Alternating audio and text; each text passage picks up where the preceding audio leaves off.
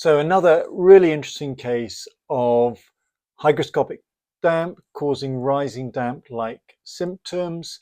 Here on a chimney breast in a Victorian property, the other side of the wall had been damp-proofed to the external wall, and you can see how the condensation and mold has formed around that wall, but the hygroscopic salts have no mold, and they're growing around the chimney breast right at the top of it.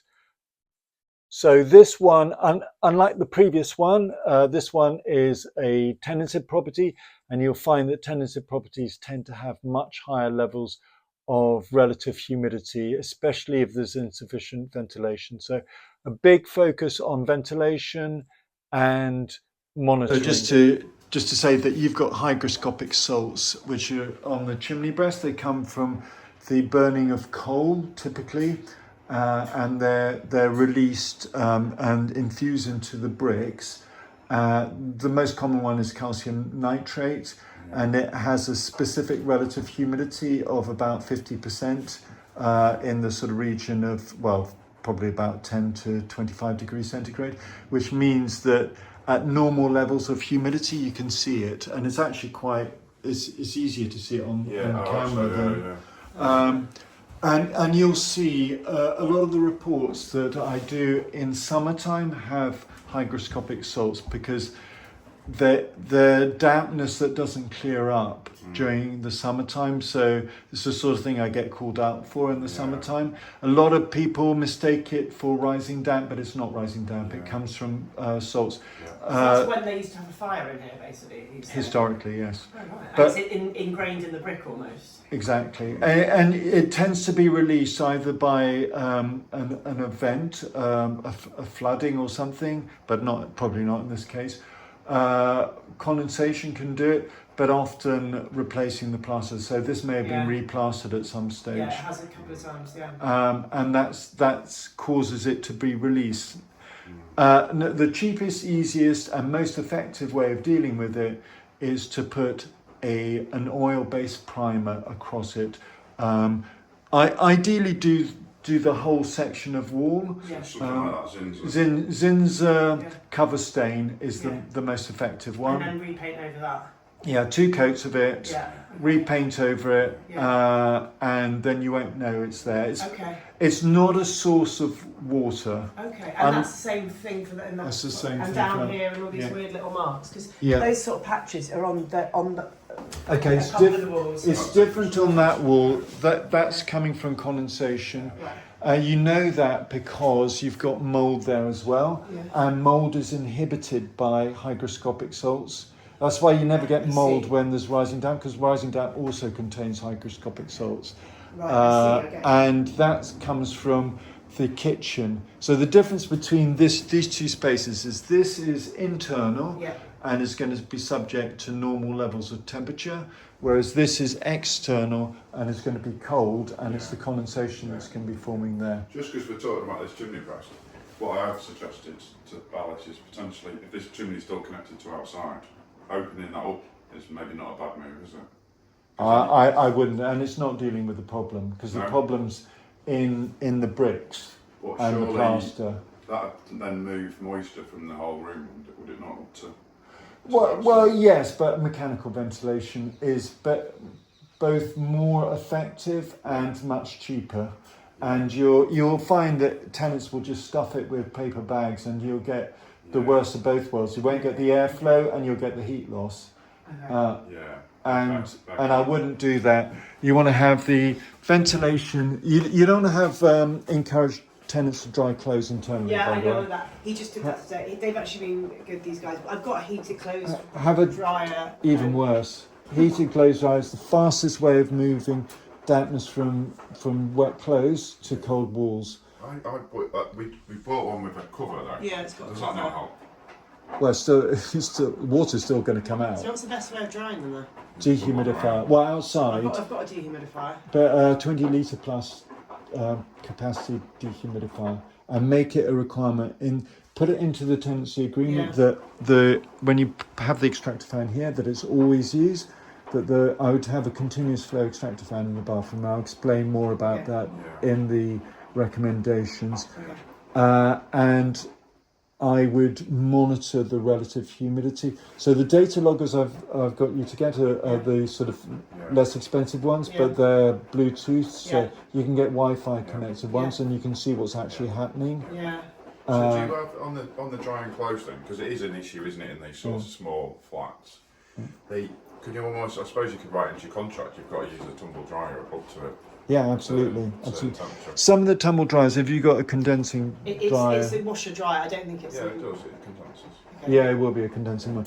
They sometimes release quite a lot of vapor, but if you're monitoring it, then you'll know. And I'll explain the monitoring process. But what you're aiming for, really, really important, and make sure your tenants are both aware of it and following it, is to keep the internal dew point. That's the temperature where condensation forms at. Keep that below the outside temperature at all times, including night and in winter. How can I do that? By using extractor fan, because when you're blowing air out, it's being replaced by air from the outside, which is going to have a dew point that's less than the external temperature. Otherwise, it comes out as rain. So you know it will never be higher than the external temperature, and use a dehumidifier.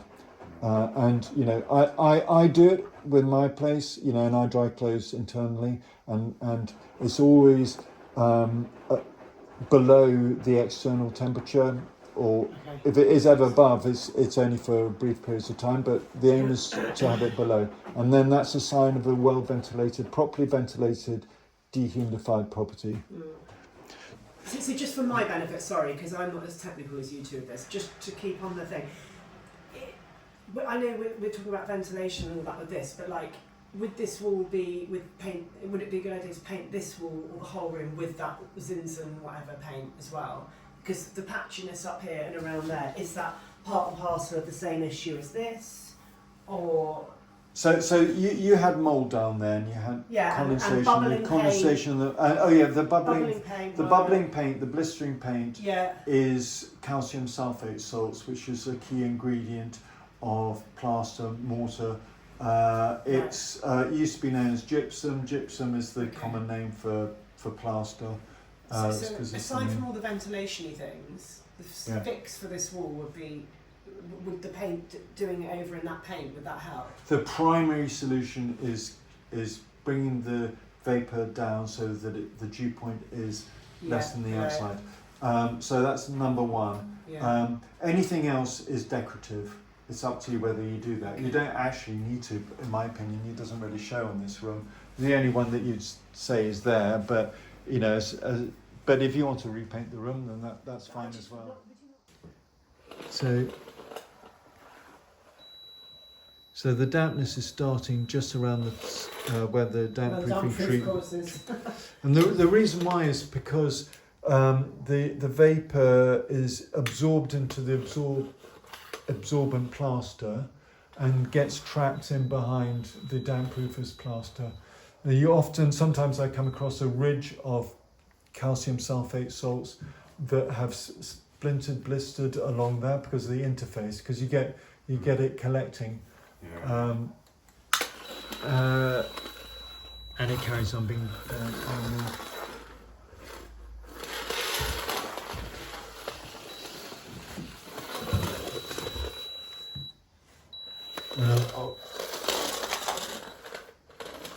So with this type of damp meter, it can't differentiate between water and something that's dense. So you know, so it sometimes is the damp proofing material that is causing the meter to go high. It doesn't necessarily. It's not something to be concerned about necessarily.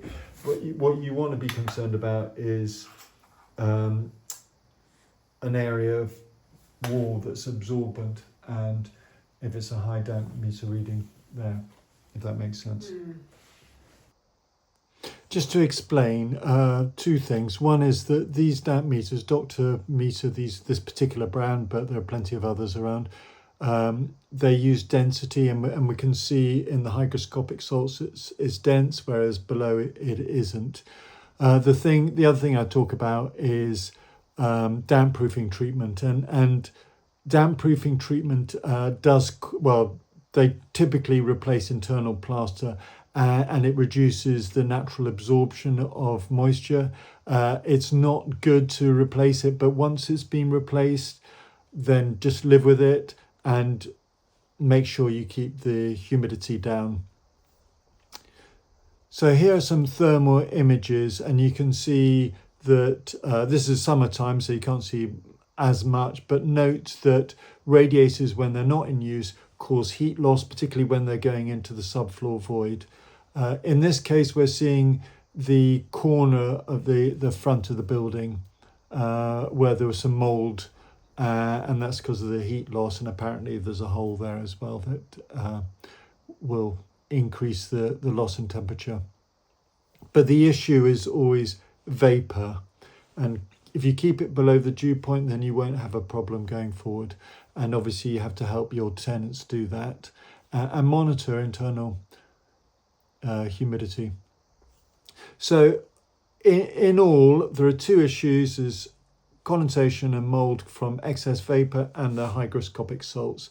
Both have to be treated differently. Zinsser for hygroscopic salts on the old chimney breast, and mould condensation you need to deal with by improving the ventilation, putting in a continuous flow bathroom extractor fan. That's one that constantly goes, and it has a sort of like a 5 litre per second constant flow, and then it will go up to 15 litres a second when the light's switched on or it senses high humidity.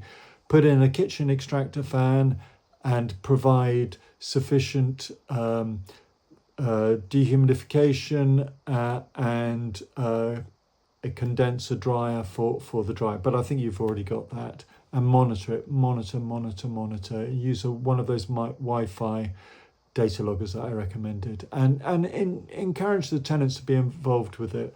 Also, I would put in the contract that they have to follow these procedures, particularly using the kitchen extractor fan, and then you'll be fine.